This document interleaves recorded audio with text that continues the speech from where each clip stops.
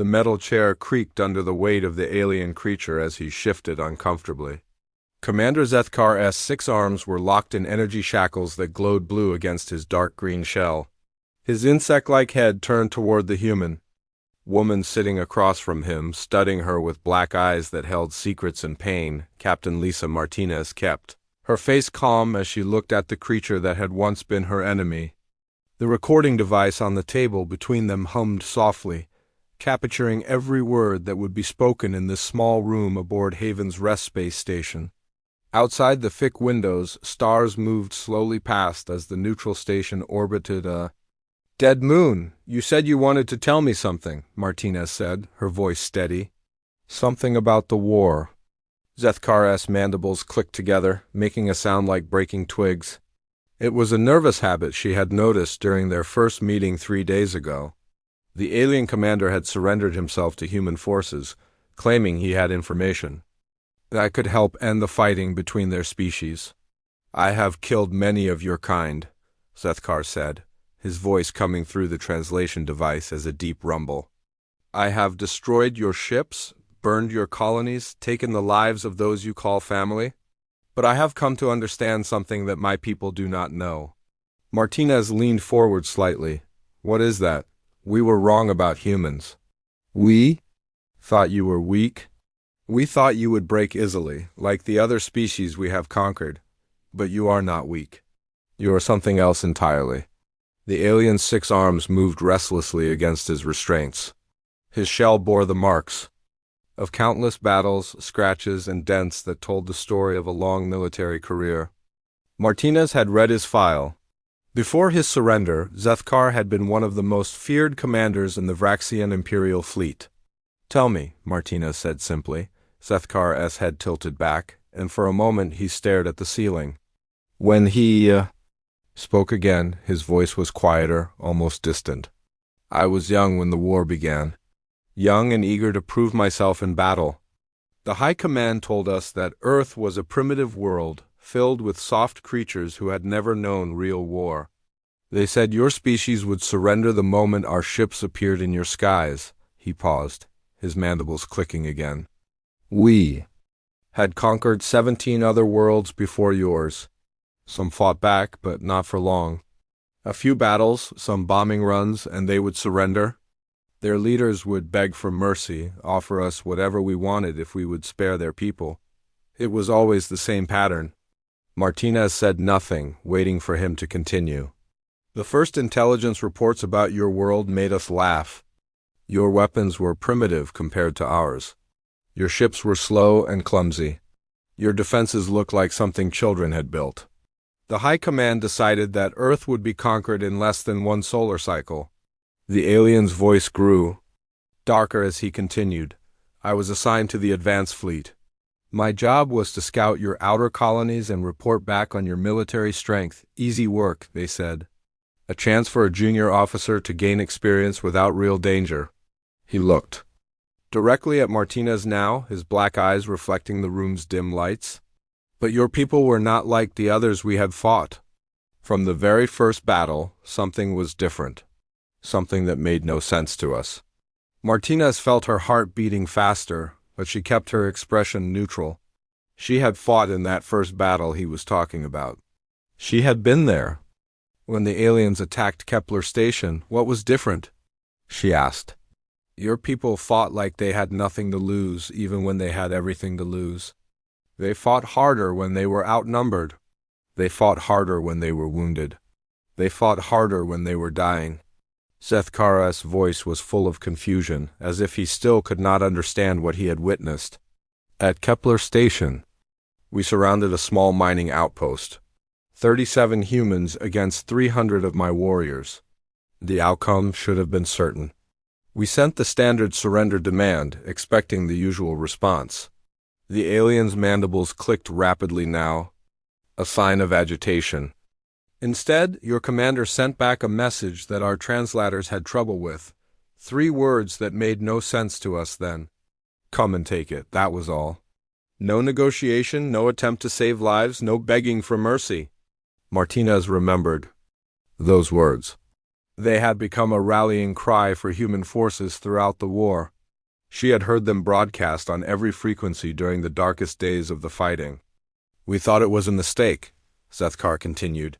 A translation error, perhaps. So we sent boarding parties to take the station.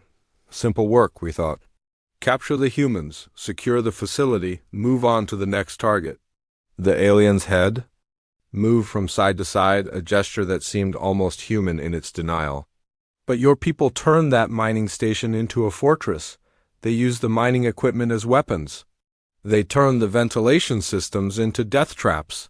They made every corridor a battlefield and every room a tomb. Martinez could see the memories playing behind the alien's eyes. The fear and confusion of a young officer who had expected an easy victory and found himself in a nightmare instead. For 18 hours we fought through those tunnels. Every meter cost us blood. Every room was defended to the last human. And, when we finally reached the reactor core, we found your commander waiting for us. Zethkar's voice dropped to almost a whisper. He was bleeding from wounds that should have killed him. Half his face was burned from an explosion. But he stood there in front of the reactor controls, and he looked at us with eyes that held no fear. Only determination? The alien paused, lost in the memory. What happened then? Martinez asked, though she already knew the answer. He smiled at us, actually smiled. Then he activated the reactor's self-destruct sequence. The explosion took out 3 of our heavy cruisers and damaged 5 more. But before he died, he said something that I will never forget. What did he say? He said, "This is for my family. This is for all our families." Then he held up a small photograph. The image of a woman and 2 children, smiling at the camera. Zethkar's 6 arms moved against his restraints again, and Martinez could see that he was struggling with emotions that had no place in a warrior's heart. I was part of the recovery team that pulled his body from the wreckage. The photograph was still in his hand, protected by his grip even in death. For the first time in my life, I understood that we were not fighting soldiers. We were fighting parents, children, husbands, wives, people who had reasons to fight that went beyond duty or orders. The alien looked at Martinez with something that might have been respect. That human commander's name was Jake Morrison. I learned that later from captured records. He had a wife named Susan and 2 daughters, ages 7 and 9. He had been a mining engineer before the war, not a soldier. But when we came to take what was his, he became something we had never faced before. Martinez felt a chill run down her spine. She had known Jake Morrison. He had been a friend, a colleague, a man who used to show pictures of his family to anyone who would look. That was when I began to understand, Zethkar continued. Your species does not fight for conquest or glory. You fight for something deeper. Something that makes you stronger than your weapons, faster than your ships, more dangerous than your numbers would suggest. The alien's voice carried a weight of realization that had taken years to fully understand. You fight for love. And that makes you the most terrifying enemy we have ever faced. Captain Martinez watched as Zethkar's mandibles clicked together in the silence that followed his words. The alien commander's black eyes stared at the metal table between them, lost in memories that clearly still caused him pain. She could see the tension in his 6 arms, even bound as they were by the energy shackles. You want to know more about Jake Morrison, Zethkar said finally, his voice carrying the weight of years. About what really happened at Kepler Station, Martinez nodded. She had read the official reports, but they were dry military documents that told nothing of the human cost or the alien perspective. Here was a chance to understand the battle that had changed everything. I was a junior officer then, Zethkar continued, his head tilting back as he remembered, eager to prove myself worthy of command. The attack on Kepler Station was supposed to be my first real combat experience. A simple operation against a mining outpost with minimal defenses. The alien's voice took on a bitter tone. Our intelligence said the station had 37 humans aboard. Mining engineers, technicians, a few security guards. No military personnel. No heavy weapons. Just soft civilians who would surrender the moment they saw our ships. Martinez felt her jaw tighten. She had known most of those people. They had been good people, hard-working families trying to make a living in the outer colonies. We brought 3 heavy cruisers and a full battalion of warriors, Zethkar said. 900 of our best troops against 37 humans. The fleet commander joked that we were using too much force for such a small target. The alien's mandibles clicked. Rapidly, a sign of agitation that Martinez had learned to recognize. When we arrived at the station, it looked exactly as our reports had described. A small mining platform built around an asteroid, with basic life support and minimal shielding. No weapons that our sensors could detect. No military installations. Just a simple workplace where humans dug valuable minerals from dead rock. Zethkar paused, his 6 arms moving restlessly against his restraints. We sent the standard surrender demand. Prepare to be boarded? Resistance is futile. Surrender and you will be treated according to the laws of war. It was a formula we had used dozens of times before. Martinez knew what came next, but she let him tell it in his own words. The response came back immediately. 3 words that our translators struggled with because they made no logical sense. Come and take it. That was all. No explanation, no negotiation, no attempt to save lives. The alien's voice grew quiet, almost confused. My commander thought it was a mistake. Perhaps the humans did not understand the situation.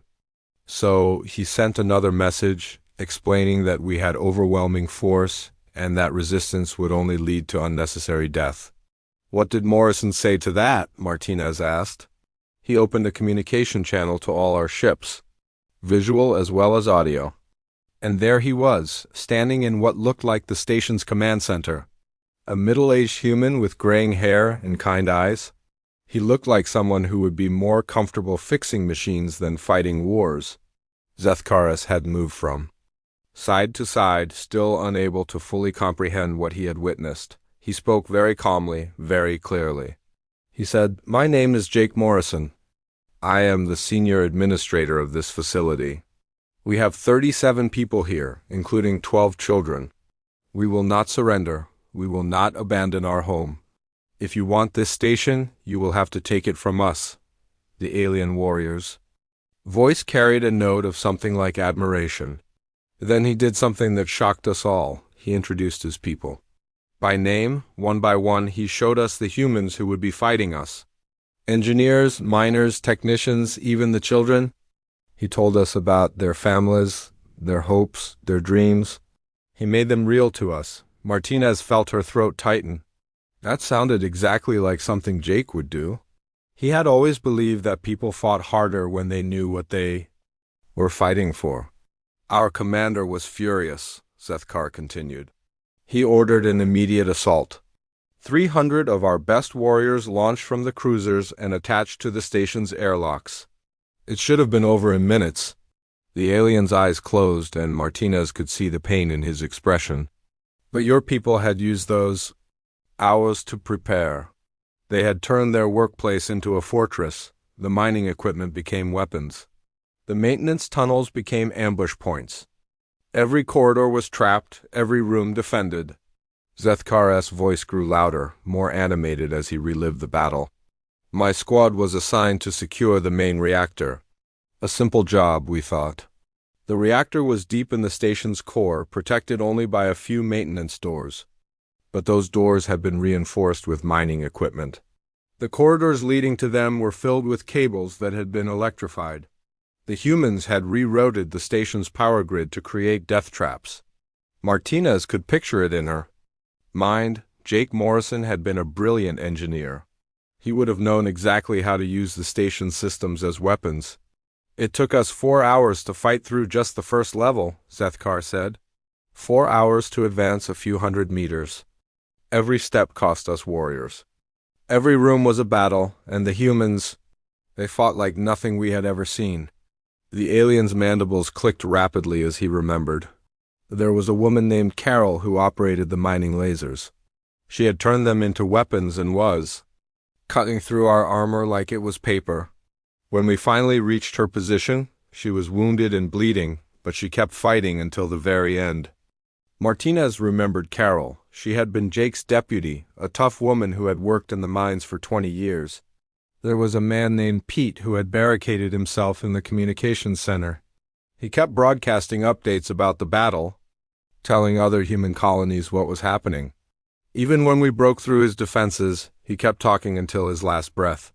The alien's voice grew quieter, more respectful. And the children, the 12 children Morrison had mentioned. They were not fighting, but they were not hiding either. They were helping. Running messages, carrying supplies, treating the wounded. They showed no fear, only determination to help their families. Zethkar looked directly at Martinez now, his black eyes reflecting something like wonder. For 18 hours we fought through that station. 18 hours of the most brutal combat I have ever experienced. Room by room, corridor by corridor. And always we could hear Morrison's voice over the communication system, encouraging his people, coordinating their defense, never giving up hope. The alien's voice dropped to almost a whisper. When we finally reached the reactor core, Morrison was there waiting for us. He had been wounded multiple times. His left arm was broken, his face was burned from an explosion, and he was bleeding from dozens of cuts. But he stood there in front of the reactor controls, and his eyes held no fear. Martinez felt her heart pounding as she listened to the description of her friend's final moments. He had a small device in his good hand, the reactor's emergency. Shut down control, but he was not planning to shut it down. He was planning to overload it, to turn the entire station into a weapon. Zethkar's 6 arms moved against his restraints, and Martinez could see that he was struggling with emotions that had no place in a warrior's training. I was close enough to see his face clearly, close enough to hear his words without the translation. Device, he looked at us and said, "This is for Susan and the girls. This is for all our families." Then he smiled and activated the overload sequence. The alien's voice broke slightly as he continued. The explosion destroyed the entire station and took 3 of our heavy cruisers with it. But in those final seconds, Morrison held up a photograph. A picture of a woman and 2 children, smiling at the camera. His family, the reason he fought. The reason he died. Zethkar's head bowed, and for a moment the interrogation room was silent except for the hum of the life support systems. "I was part of the recovery team," he said finally. "We found Morrison's body in the wreckage. The photograph was still in his hand, protected by his grip even in death. And for the first time in my life I understood that we were not fighting an enemy. We were fighting a people who loved something more than their own lives." The silence in the interrogation room stretched for long moments after Zethkar finished speaking about Jake Morrison. Captain Martinez watched the alien commander's 6 arms move restlessly against his energy shackles, his mandibles clicking. In what she now recognized as a sign of deep emotion. "That was not the end of it," Zethkar said finally, his voice carrying the weight of more painful memories. "The death of Morrison and his people should have been a warning to us. But the High Command refused to see the truth. They said it was just one station, one group of fanatics. They ordered us to continue the invasion." Martinez leaned forward, slightly knowing that what came next would be even more difficult to hear. 6 months later, I was promoted to senior commander. My new assignment was to lead the ground forces in taking New Harmony, an agricultural world in your outer colonies. The planet grew food for 12 human settlements. Take it, and we could starve entire systems into surrender. The alien's black. Eyes focused on something beyond the room's walls, seeing battles fought years ago on a world far from this neutral station. New Harmony was different from Kepler Station. It was a whole planet with cities and farms, schools and hospitals. 3 million humans lived there. Men, women, children, all going about their normal lives when our fleet arrived in their skies. Zethkar's voice took on a bitter tone. The High Command expected quick surrender. New Harmony had no military bases, no weapons factories, no defenses worth mentioning. Just farmers and their families trying to grow food on a peaceful world. What could they do against a full invasion fleet? Martinez felt her stomach tighten. She had heard stories about New Harmony, but like most military reports, they focused on tactics and casualties, not on the human cost of the siege. The planetary governor was a woman named General Karen Phillips. She had been a farmer before the war, growing wheat and corn in the planet's northern valleys. But when our ships appeared, she became something else entirely. The alien's mandibles clicked rapidly as he remembered. Phillips sent a message to our fleet commander. Not a surrender, not a negotiation, a statement. She said, New Harmony feeds the children of 12 worlds. We will not let you take the food from their mouths. We will fight you for every grain of wheat, every ear of corn, every drop of water on this planet. Zethkar's head moved from side to side, still amazed by what he had witnessed. She had 3 days to prepare while our fleet got into position. 3 days to turn a farming world into a fortress. And she used every minute of it. The alien's voice grew more animated as he described the battle. When we landed our first troops, we found that the humans had destroyed their own spaceports. Every landing pad, every fuel depot, every piece of equipment that could help us establish a foothold. They made us fight for every meter of ground from the moment we touched their soil. Martinez could picture it in her mind. Karen Phillips had been a brilliant strategist, someone who understood that sometimes you had to destroy what you loved to keep it from falling into enemy hands. But that was just the beginning, Zethkar continued. Phillips had done something that no military commander in our experience had ever attempted. She had turned the entire civilian population into part of her army. The alien's voice carried a note of confusion, as if he still could not fully understand what he had witnessed. Not as soldiers. The children, the elderly, the disabled, they were not given weapons. But they were given jobs, important jobs. They became the eyes and ears of the resistance. Every child who delivered food to the fighters was also carrying intelligence. Every farmer who tended his crops was also watching for our troop movements. Zethkar's 6 arms moved against his restraints, and Martinez could see the frustration in his posture. We could not tell who was a combatant and who was a civilian. The woman selling vegetables in the market might be gathering information about our supply lines. The old man fixing farm equipment might be building bombs in his workshop. The teenage girl helping with the harvest might be carrying messages between resistance cells. The alien's voice grew darker as he continued. And always, we could hear the voices of their children. Phillips had set up communication arrays throughout the planet, and they broadcast constantly. Children singing old Earth songs, reading stories, talking about their dreams for the future. She made sure we knew exactly what we were fighting against. Martinez felt her throat tighten. The psychological warfare Phillips had used was brilliant and heartbreaking at the same time. The siege lasted 8 months, Zethkar said, his voice heavy with remembered pain.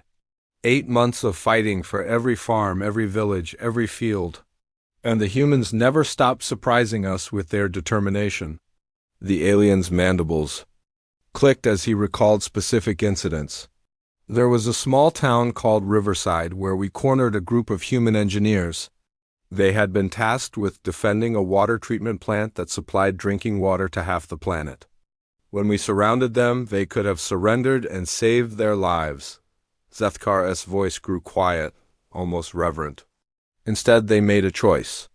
The leader of the group was a man named Sergeant Paul Chun. He had been a civil engineer before. The war, someone who built things instead of destroying them. But when he saw that we were going to take the plant and use it to control the planet's water supply, he made a decision that still haunts me. Martinez waited for him to continue, knowing that what came next would be difficult to hear. Chun sent a message to General Phillips. Just a few words. Tell my kids their daddy kept his promise. Then he and his team destroyed the entire facility. Not just the plant, but the dam that fed it. The explosion created a flood that washed away 3 of our forward bases and cut off water to our main supply depot.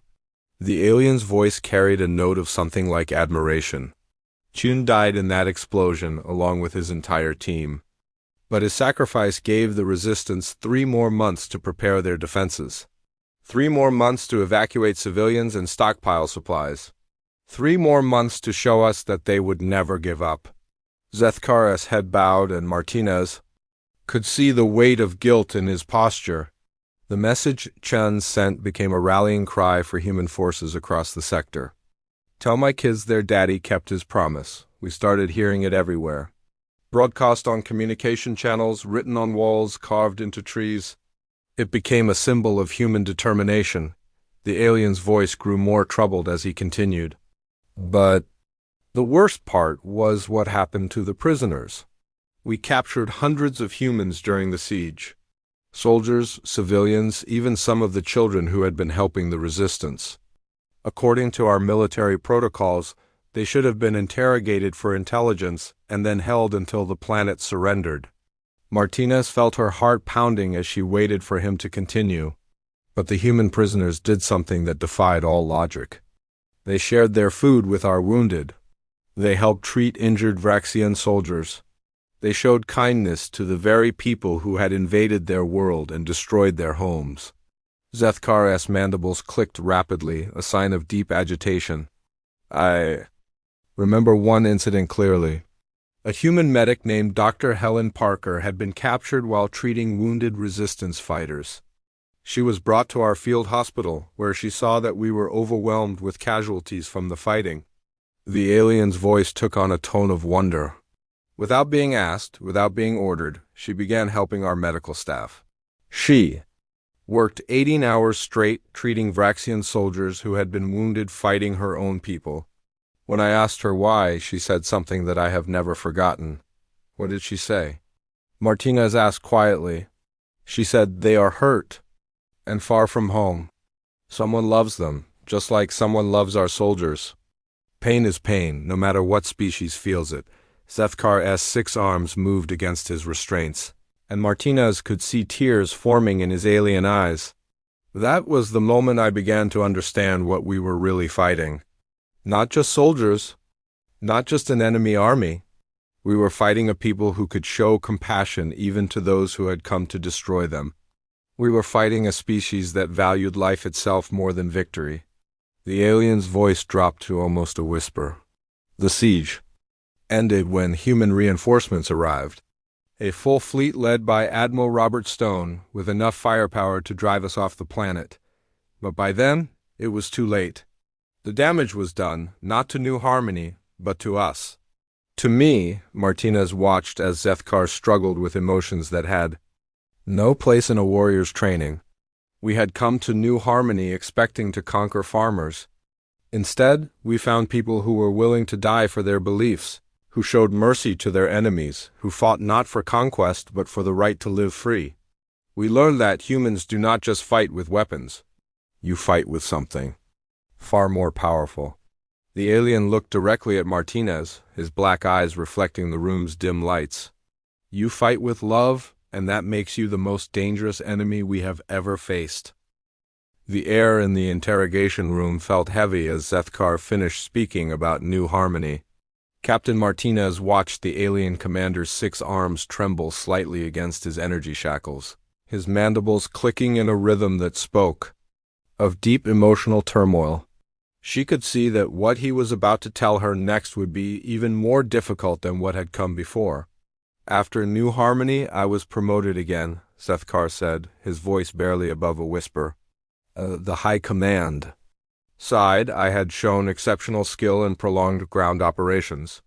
They gave me command of the 7th Fleet and sent me to hunt down what you humans called the ghost ships. Martinez felt her pulse quicken. She had heard stories about the Ghost Fleet, whispered tales that had become legend among human forces. Ships that appeared from nowhere, struck with devastating precision, and vanished before anyone could respond. For 2 years, these phantom vessels had been terrorizing our supply lines. Zethkar continued, his black eyes staring at something beyond the room's walls. They would appear out of empty space, destroy our cargo ships, and disappear again. Our sensors could not track them. Our fastest ships could not catch them. It was as if they were fighting a war with ghosts. The alien's voice took on a tone of grudging respect. The fleet was led by a man named Captain Danny Rodriguez. Before the war, he had been a cargo pilot, running supplies between the outer colonies. A peaceful man with a wife and 3 children. But when our forces attacked his homeworld, everything changed. Zethkar's mandibles clicked rapidly as he remembered. Rodriguez lost his entire family in the bombing of New Phoenix. His wife Sarah, his daughter Maria, who was 8 years old, and his twin sons Carlos and Diego, who were only 5. They died in the first wave of attacks, killed while trying to reach a shelter. Martinez felt her stomach tighten. The bombing of New Phoenix had been one of the most brutal attacks of the war, targeting civilian areas to break human morale. After the funeral, Rodriguez disappeared.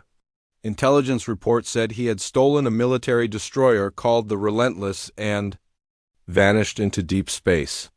The High Command thought he had gone insane with grief, that he would eventually be found drifting dead in his ship. The alien's voice grew darker as he continued. But Rodriguez was not dead. He was building something. For 6 months, he modified his ship, turning it into a weapon unlike anything we had ever seen. He stripped out everything that was not essential, and filled the space with weapons, armor, and stealth technology. Zethkar's head moved from side to side, still amazed by what he had witnessed. But the most dangerous thing about Rodriguez was not his ship, it was his crew. Every person who joined him had lost someone to our attacks. Fathers who had lost children, mothers who had lost husbands, children who had lost parents. They were all volunteers, all driven by the same grief and rage. Martinez could picture it in her mind. A ship full of people who had nothing left to lose, following a captain who had already lost everything. The first attack came without warning, Zethkar said, his voice filled with the memory of chaos and confusion. A supply convoy carrying food and medical supplies to our forces on Kepler 7, 12 cargo ships protected by 4 heavy cruisers. More than enough firepower to handle any normal attack. The alien's 6 arms moved restlessly against his restraints. The convoy was traveling through what we thought was secure space when Rodriguez struck. The Relentless appeared out of nowhere, moving faster than our sensors could track. It was like watching a predator hunt a flock of helpless animals. Zethkar's voice grew more animated as he described the battle. Rodriguez did not fight like a military officer. He fought like a man possessed. His ship tore through our formation, targeting engines and life support systems. He was not trying to capture anything. He was trying to destroy everything. The alien's mandibles clicked as he recalled the devastating attack. In 15 minutes, the convoy was gone. 12 cargo ships destroyed, 3 cruisers disabled, and the 4th so badly damaged that it barely made it back to base. The Relentless had taken heavy damage too, but it disappeared into hyperspace before our reinforcements could arrive. Martinez felt her heart pounding as she listened to the description of the Ghost Fleet's tactics. That was just the beginning, Zethkar continued. For 2 years, Rodriguez and his crew struck at our supply lines. They hit fuel depots, ammunition convoys, troop transports, always appearing where we least expected them, always vanishing before we could respond. The alien's voice took on a note of frustration. We tried everything to catch them. We set traps, we used decoy convoys, we even tried to predict their movements based on their previous attacks. But Rodriguez was always one step ahead of us. It was as if he could read our minds. Zethkar's head bowed, and Martinez could see the weight of failure in his posture. The High Command gave me specific orders. Find the Ghost Fleet and destroy it. Use any means necessary. The morale of our forces was beginning to crack. Soldiers were afraid to leave port, cargo pilots were refusing dangerous assignments, and rumors were spreading that the humans had developed some kind of supernatural weapon. The alien's voice grew quieter, more troubled. I spent 8 months hunting Rodriguez. 8 months of chasing shadows and following false leads. Every time I thought I had found him, he would strike somewhere else. It was like fighting smoke. Martinez watched as Zethkar's mandibles clicked in what she now recognized as a sign of deep emotional distress. The final battle came when I least expected it. We were refueling at a remote station in the Vega system, thinking we were safe in friendly territory. The station was heavily defended, with patrol ships and weapon platforms. Rodriguez would have to be insane to attack such a fortified position." The alien's voice dropped to almost a whisper. But that was exactly what he did.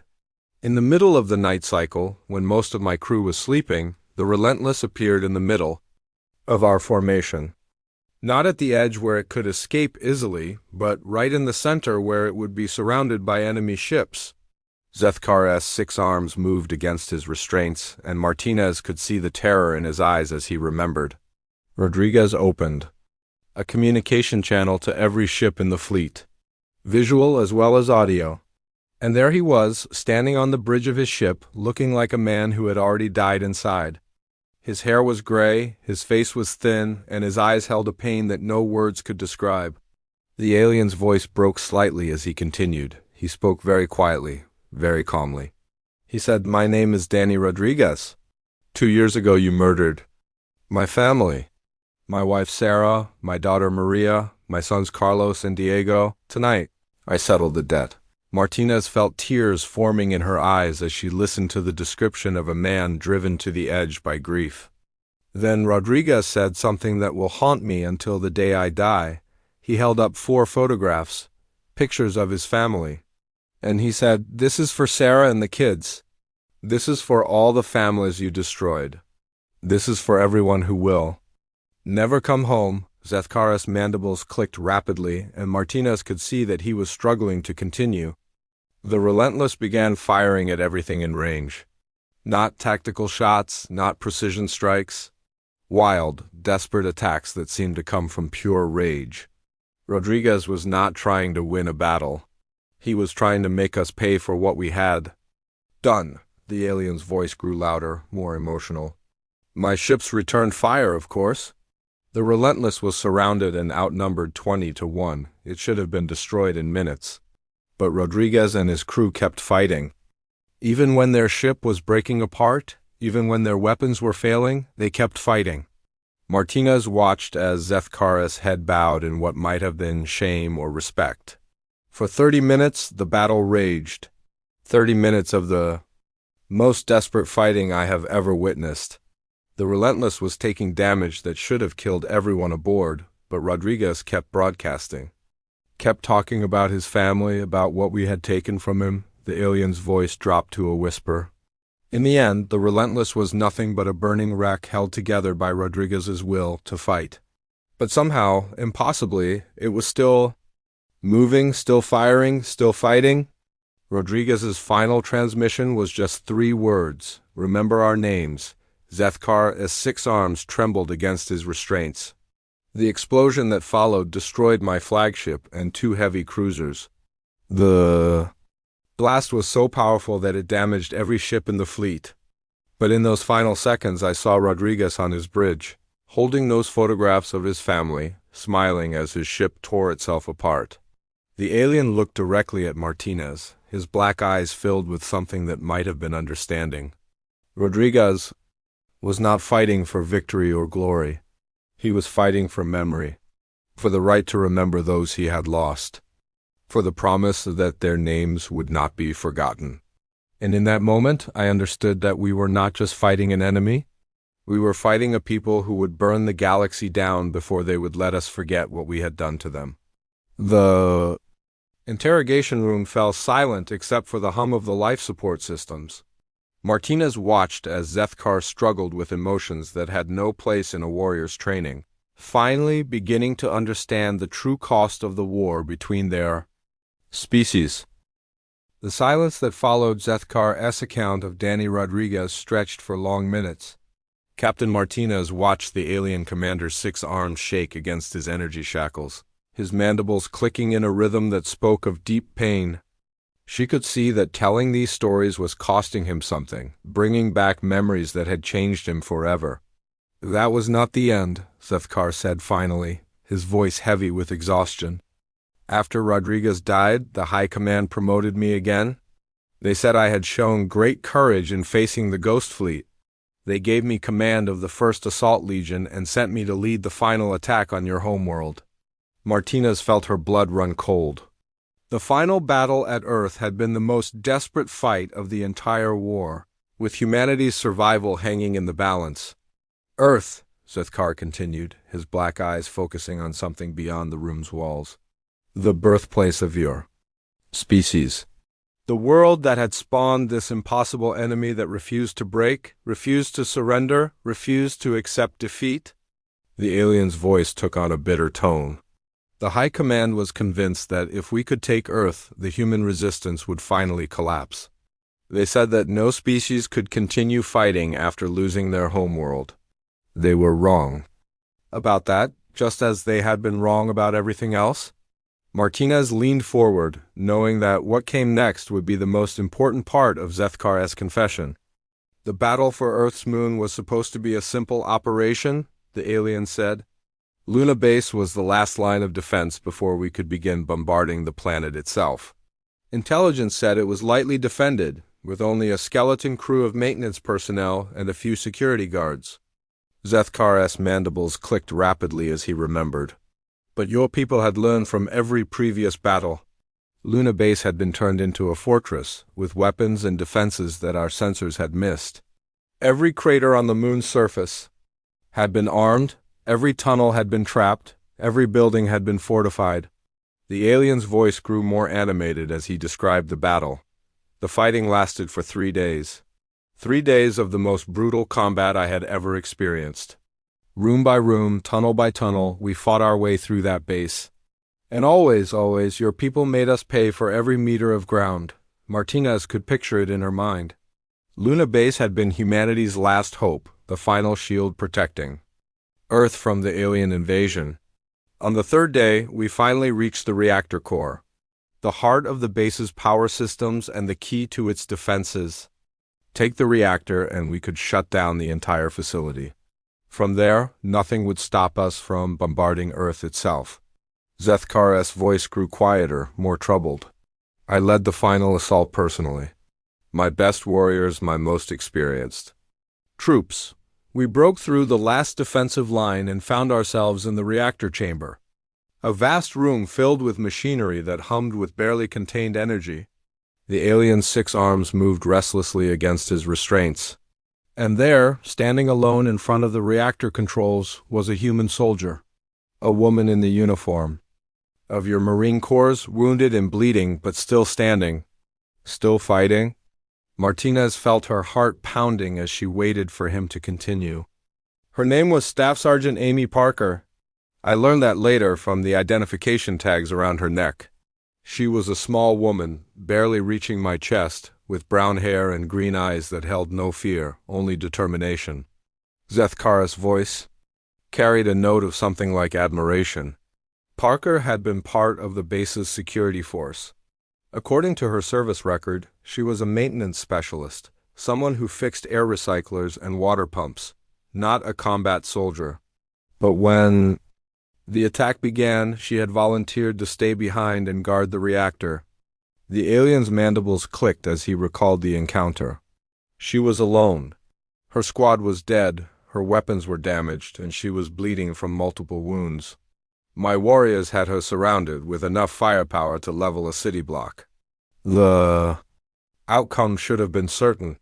Martinez watched as Zethkar's head bowed, reliving a moment that had changed everything for him. I approached her with my weapon lowered. Not because I feared her, but because I wanted to offer mercy. After everything I had seen, after all the stories I had heard, I thought perhaps that this one human could be saved. The alien's voice grew softer, almost reverent. I spoke to her in her own language, words I had learned during the long years of fighting. I said, "The battle is over. Your base has fallen. Surrender, and you will be treated with honor." It was the same offer I would have made to any brave enemy. Zethkar's black eyes met Martinez's gaze directly. Parker looked at me with those green eyes, and for a moment I thought she might accept. She was hurt, alone, and completely outgunned. Any rational being would have surrendered, but then she smiled. Actually smiled. And she said something that I will never forget. "What did she say?" Martinez asked quietly. She said, "My kids are down there." She pointed toward the floor, toward Earth spinning below us. "My daughter Jenny is 7 years old.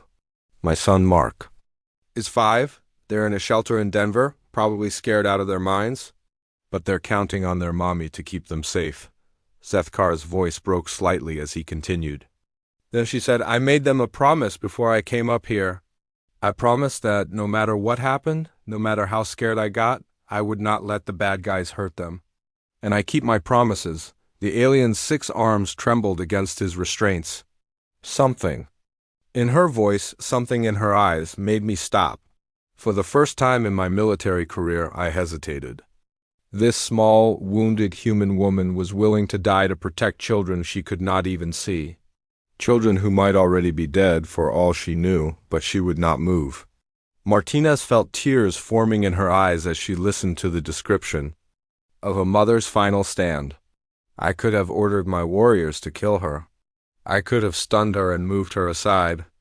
I could have completed my mission and begun the bombardment of Earth, but instead, I did something that cost me my command and changed the course of my life. What did you do?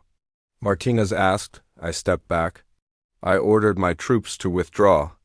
I sent a message to the fleet saying that Luna Base was too heavily defended, that we needed to find another approach. I lied to my own commanders to protect one human woman who refused to abandon her post. Zethkar's voice grew quieter, filled with the weight of that decision. Parker looked at me with confusion and suspicion. She could not understand why her enemy was walking away from certain victory, so I told her the truth. I said, you remind me of someone who fought for his family and died protecting what he loved. I cannot take that away from another parent. The alien's mandibles clicked slowly, thoughtfully. She asked me who I was talking about, so I told her about Jake, Morrison, about Paul Chun, about Danny Rodriguez. I told her about all the humans who had died fighting for their families and how their courage had changed me. Martinez watched as Zethkar struggled with emotions that had no place in a warrior's training. Parker listened to every word. When I finished, she was crying. Not from fear or pain, but from something deeper. She said, thank you for remembering them. Thank you for knowing their names. The alien's voice dropped to almost a whisper. That was the moment I understood the truth about your species. You do not fight for conquest or glory or revenge. You fight for memory. For the right to remember those you love and to be remembered by them. You fight for the promise that love never truly dies. Zethkar looked directly at Martinez, his black eyes reflecting the room's dim lights. I was court-martialed and stripped of my command. The official charges were cowardice in the face of the enemy. But I knew the truth. I had finally learned what it meant to be truly brave. And it had nothing to do with weapons or tactics or military strategy. The alien's 6 arms moved against his restraints one final time. 3 days later, your reinforcements arrived. Admiral Stone's fleet drove us away from Earth and began pushing us back across the galaxy. The war continued for another year, but the outcome was no longer in doubt. We had lost the moment we chose to fight a people who loved something more than their own lives. Martinez felt the weight of everything she had heard settling over her like a heavy blanket. After the armistice was signed, I became a voice for peace within Vraxian space. I traveled to every world in our empire, telling these stories to anyone who would listen, telling them about Jake Morrison and Paul Chen and Danny Rodriguez and Amy Parker, making sure their names would be remembered. Zethkar's voice carried a note of hope. Some of my people called me a traitor. Others said I had been broken by defeat. But slowly, gradually, they began to understand. We had not lost to superior weapons or better tactics. We had lost to something far more powerful. The alien's mandibles clicked one final time. We had lost to love. And there is no weapon in the universe that can defeat that. The interrogation. Room fell silent as Zethkar finished his confession. Martinez sat back in her chair, overwhelmed by the weight of everything she had heard. Outside the windows, the stars continued their eternal dance, bearing witness to the stories of courage and sacrifice that had ended a war and begun a peace. She reached across the table and picked up a small object that Zethkar had been carrying. When he surrendered, a photograph of a human family, creased and worn from years of handling.